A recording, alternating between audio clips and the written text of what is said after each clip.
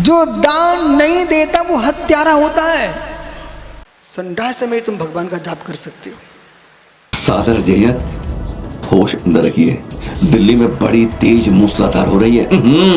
अरे ऊपर की नहीं, ऋषभ विहार की हो रही है। बस आज वही से बात कर रहे हैं आपको, और ऐसी बातें जो आप नहीं सुन पा रहे हैं, क्योंकि हर बात ऋषभ विहार पहुंच के नहीं दुनिया में सुननी होती है। और पर आचार्य श्री विष्णु सागर जी ऋषभ विहार दिल्ली में चतुर्मास कर रहे हैं, और वहीं मंच में सबसे पहले स्थापना कहते हैं दिल्ली में चतुर्मास नहीं होना चाहिए था। बड़ी गजब की बात, सुनिए क्यों। चातुर्मास दिल्ली में नहीं होना चाहिए। चातुर्मास दिल्ली में नहीं होना चाहिए था। बोले तो कहाँ? किसी नगर में नहीं। मैं उन मुनियों की आराधना करता हूँ और भावना बाता हूँ। भगवान बनने के पूर्व सीधे भगवान बनने की मेरी इच्छा नहीं है। एक बार ऐसा तपस्या, ऐसी तपस्या हो ऐसा आगम सूत्र में लिखा है, गिम्मे गिर से रथा वर्षियां आले रुक मुंह रेणे ससरे बाई सेड़ा ते साव बंद मोड़िचम। ग्रीष्म काल में दिल्ली के भवनों के पंखों के नीचे नहीं, सूर्य तप रहा हो और पर्वत की चोटी पर खड़े होकर ध्यान करो। चट्टाने चट चूट जाए ग्रीष्म की तपन से, पर मुनि का धीर नहीं टूटता है और कर्म टूट जाते हैं। ऐसे गिम्मे गिर से रथा ग्रीष्म काल में कहा?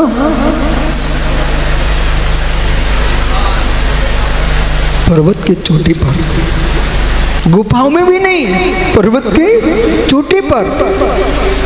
ग्रीष्म काल में किसी वृक्ष के नीचे भी नहीं, कोई छतरी के नीचे नहीं, तो कहाँ? जहाँ सीधा सूर्य की किरणें चेहरे पर पड़ रही हैं। हे सूर्य, तू शर्मा करके शाम को विश्राम ले ले, पर योगी विश्राम नहीं लेंगे, वे अविराम खड़े रहेंगे। ऐसी साधना करेंगे तब विशुद्ध होंगे। श्री धवला जी क्या बोल रहे हैं? ऐसी साधना के तब विशुद्ध होंगे। बड़े बड़े कलश हर जगह रखे गए, पूरे देश में रखे गए, पर उन्होंने साफ कह दिया आगम में स्थापना में कलश का कोई प्रावधान नहीं है। सुनेंगे। आषाढ़ शुक्ला चतुर्दशी के दिन चातुर्मास की स्थापना होती है शास्त्रीय भाषा में। कलश स्थापना ये तो वास्तव में आचार्य बिमल सार महाराज की देन है। 1973 में कंपी जी में आचार्य बिमल सार महाराज ने चातुर्मास किया, तो वहां पर एक लोटा रख दिया मंगल के रूप में, छोटा सा लोटा। चातुर्मास की स्थापना तो मालूम, हमारी दिग्वंदना और भक्ति कर लो, यही चातुर्मास की स्थापना होती है। ये तो बड़े बड़े कलश, ये तो समाज का उत्साह है, प्रभावना की दृष्टि से है, पर आगम में इसका कहीं उल्लेख नहीं है। पूरी सभा पर बम गिर गया। शायद जो सुन रहे हैं उन पर गिरेगा। जो दान नहीं देता वो हत्यारा होता है। हमारी नहीं, गुरु की सुनिए। जो आप दान दे रहे थे ना, वो भी अहिंसा है। शास्त्रों ज्ञान न हो अरुण भैया तो ये पंडित जी से पूछना, अध्यक्ष से शास्त्रीय परिषद के, कि विष्णु सागर सही बोल रहे क्या? जो दान नहीं देता वो हत्यारा होता है।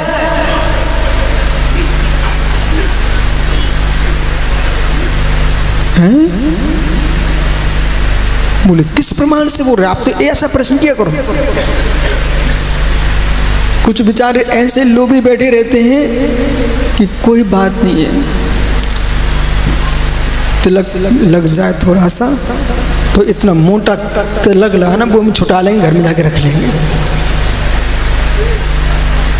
पंडित जी, ये जैन प्रतीक गले में पड़ा हुआ ना, उसको भी लोग सुरक्षित रख लेंगे। भैया अपन कहाँ से खरीदने जाएंगे? अपने यहाँ कोई या तो उसका सम्मान अपन कर देंगे।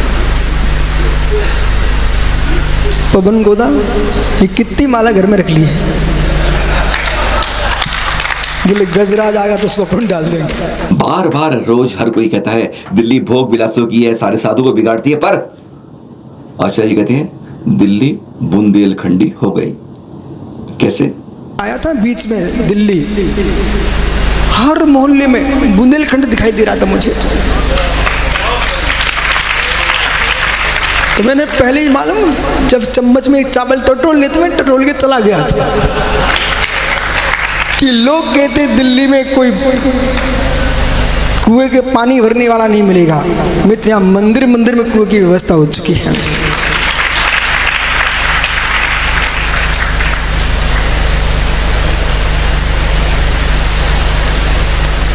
भैया 25 मुनराज है। एक भाई मेरे से कह रहा था, बोले महाराज जी दिल्ली में तुम बांट देना मंदिर मंदिर में साधुओं को, इकट्ठे साधु कैसे रह पाएंगे? तो ऐसा है क्या? नहीं है ना मित्र, जब जाएंगे तो सब चलेंगे और नहीं तो एक भी नहीं जाएगा। साधु साधु को देख करके आंसू आ सकते हैं। गणधराचार्य कुंतु सागर जी की आंखों में आंसू आ गए मुनिराज को देखकर। क्यों? तो कुंतु सागर आचार्य महाराज की बात बार बार याद आती है। कुंतुगिरी में गया पंडित जी, कुंतु सागर महाराज इन मुनियों को देख करके उन आचार्य महाराज की आंखों में पानी आ गया। मैंने देखा कि इनके पानी आंखों में क्यों? सुदेव धीरे से बोले कि विश्व सागर जी, जब मेरी दीक्षा हुई थी ना, तब पूरे देश में मात्र 25 मुनि थे। तो आज तुम्हारे साथ 25 नवयुवा मुनि, मात्र पूरे देश में 25 मुनि थे जब महावीर कीर्ति महाराज ने उनको दीक्षा दी। धर्म बड़ा है। जैन समाज में हर का एक सपना है और सपने को साकार करने के लिए जैसे आचार्य श्री ने स्थापना के साथ ही अपनी बात कह दी, यति सम्मेलन एकता का बिगुल। जितने देश में चातुर्मास हो रहे हैं सभी चातुर्मास मंगलमय हों, और दिल्ली में जितने मुनि संघ हैं ऐसा प्रयास करना एक दिन कि सभी एक साथ बैठकर कम से कम क्षमा वाणी के साथ एक साथ रहें। जहाँ जहाँ चल रहा हो, पुनीत भैया समझ रहे ना आप, कम से कम ऋषभ बिहार की कमेटी जितनी कमेटियों में चौमासे करा रहे, सबसे बोलना कि देश में एक समाचार जाए कि विश्व में अखंडता फैलाने के लिए मैंने दिल्ली में चातुर्मास हो रहा है कि सारे साधु एक साथ होंगे। और फिर तुम देखना पूरे देश में कौन सी नदी बह रही इसमें? यमुना। एक समय था बेड़ू नदी के तट पर आचार्य अरसबली स्वामी के सानिध्य में यति सम्मेलन हुआ था। तो एक छोटा सा यति सम्मेलन आपके यमुना के तट पर दिल्ली में हो जाएगा। पूरा देश मुस्कुराएगा, देश मुस्कुराएगा जब 108 मुठ साधु लाल किले पर भगवान महावीर के 26वें जन्म महोत्सव पर आए थे। तब पूरे देश में एक ही चर्चा थी कि राजधानी में इतने दिगंबर मुनि जो दिगंबरत्व से अपरिचित थे, उन्हें भी लगा कि आज भी दिगंबर तो जीवित है। ये मुनियों का विहार इसलिए होता है कि राजेश लोग समझते रहे कि भारत की भूमि भगवान महावीर की परंपरा से शून्य भी नहीं है। और 18,500 वर्ष तक ये दिगंबरत्व का विनाश होने वाला नहीं है। कोई कितने ही प्रश्न खड़े कर ले, चाहे पिच्छी पे करे चाहे कमंडल पे करे, पर दिगंबर मुनि के हाथ में पिच्ची रहेगी ही रहेगी। सब लोग कहते हैं पूरे देश में प्रधानमंत्री से लेके नीचे तक समाज में भी जैन जेब वाले नहीं धनिक क्यों होते हैं? राज खोला वह देते हैं फिर लेते नहीं है। सुने एक श्रीफल सुनील भाई कितने का आता है? 40 रुपए का। ओहो, अब मित्र ये जैन समाज देश में धनपति क्यों है? इनके साधु छोड़ दिए, भगवान छोड़ दिए, पर इन्होंने भगवान को बहुमूल द्रव्य चढ़ाना नहीं छोड़ा। वो श्री जी को बहुमूल द्रव्य चढ़ाओगे आप, और चढ़ाने के बाद फिर ये भी नहीं कहते कि भाई ये अरविंद भिलाई कहे कि बोले भगवान हमने आपको चढ़ा दिया और उठा के हम घर में अपने बांट लेंगे। ये बांटते भी नहीं, उसको निर्माण हो गया, छोड़ दिया। उठाते भी नहीं दोबारा। जैसे पेट का निकला मल छोड़ने के बाद कचौड़ी में उठाने जाओगे क्या, ऐसे दान बोलने के बाद कभी उठाने का मन नहीं करना। लोग कई कहते हैं, मित्र कहते हैं शुद्ध कपड़े पहन के शुद्ध तरीके से शुद्ध रघु साथी जाप करना चाहिए। गुरुवर कहते हैं जाप तो संडास में भी कर सकते हो, हमारी नहीं गुरु जी की सुनिए। संडास में तुम भगवान का जाप कर सकते हो। प्रश्न ये है किसे मोड़ा मौली का ध्यान करोगे, बीजाक्षर तो उसमें भी होंगे ना। शौचालय में बैठे बैठे तुम दूसरे की बातें सोच रहे हो, उसमें बीजाक्षर नहीं है क्या? अरे मुख से नहीं बोलिए, मन में चिंतन कर सकते। पवित्रो अपवित्रो व स्वस्थो दुष्टो व ध्यायेत् पंच नमस्कार सर पापे प्रमुच्यते। यदि आपको भगवान का नाम लेने के लिए कहीं समय ना मिले तो कम से कम संडास समय नहीं लिया करो। वो वहां भी नहीं ले पा रहे तो तुमसे बड़ा अभागा कोई दुनिया में होगा नहीं। हम लोग काम करते करते थक जाते हैं, समय नहीं मिलता है। और आचार्य श्री कहते हैं काम जो करता है वही बदनाम होता है, मत करिए काम। नहीं जान होते ना, सुने जरा, कुछ मत करो। जगत में करने वाले बदनाम होते हैं और नहीं करने वाला यश को प्राप्त होता है। तो बनो साधु और दोहने लगो भैंस को, पता चल जाएगा आपको।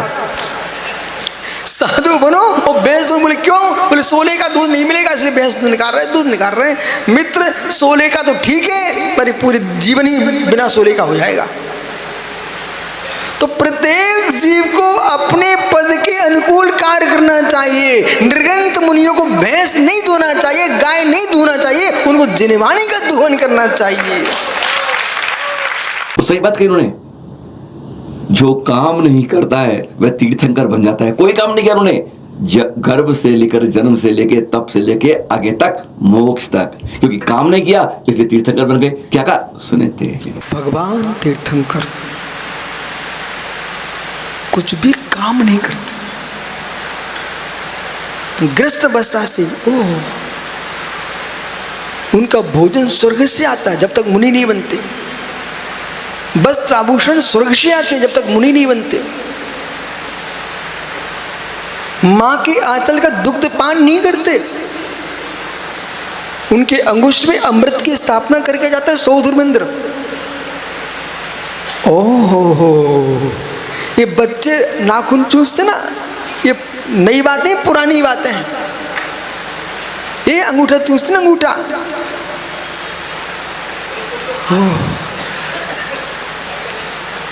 लेकिन भगवान के तो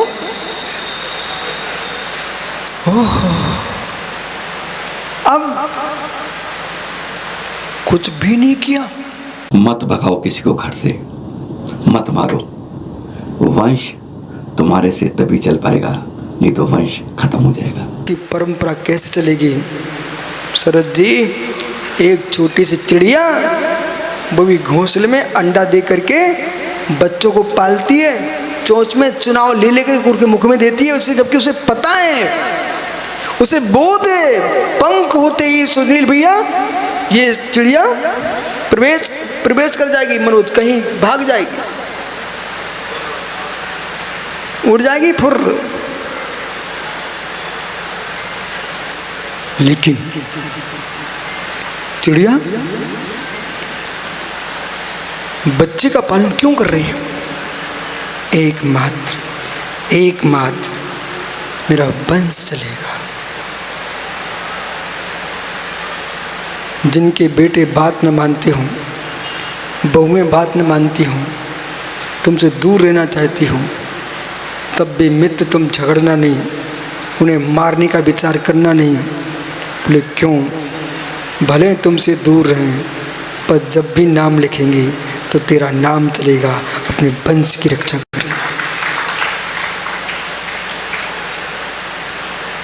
ध्यान रखिए,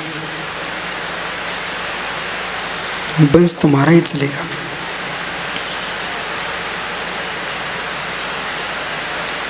और तुमने संतान का नाश कर दिया, तुमने वंश का ही नाश कर दिया। नाम जो मिलता है बड़े पुण्य से मिलता है। और गुरुवर कहते हैं सपना मेरा था मुझे विशुद्ध सागर मिल जाए। और देखिए, और गुरुवर के दादा गुरु से कैसे मिला? पुण्य से मिलता है। ये पिंकी चंकी मंकी फंटी मंटी नहीं मिलता है। सुने जरा। श्रेष्ठ नाम भी पुण्यात्मा को ही मिलते हैं। ये तो मालूम कछोड़े मल, लोटे लाल, करछली दास। एक व्यक्ति के नाम मैंने पढ़ा, बोले क्या नाम? बोले रोडमल। किशोर पाड़ा रोडमल। ओ मित्र, पुण्यात्मा जीव को नाम मिलते हैं। सुरेंद्र, राजेंद्र, शरद, ओ मित्र समझ, पुण्य छीड़ होता तो नाम मिलता। करछली लाल, भगोने लाल, चटोरे लाल। पुण्यात्मा जीव को श्रेष्ठ नाम मिलते हैं। इसलिए बच्चों के नाम ऐसे नहीं रखना चाहिए। तीर्थंकर भगवान के नाम पर नाम रखना चाहिए। कहीं तुम्हारी मृत्यु भी हो रही हो तो बच्चे के नाम पर भगवान का नाम तो ले लोगे आप।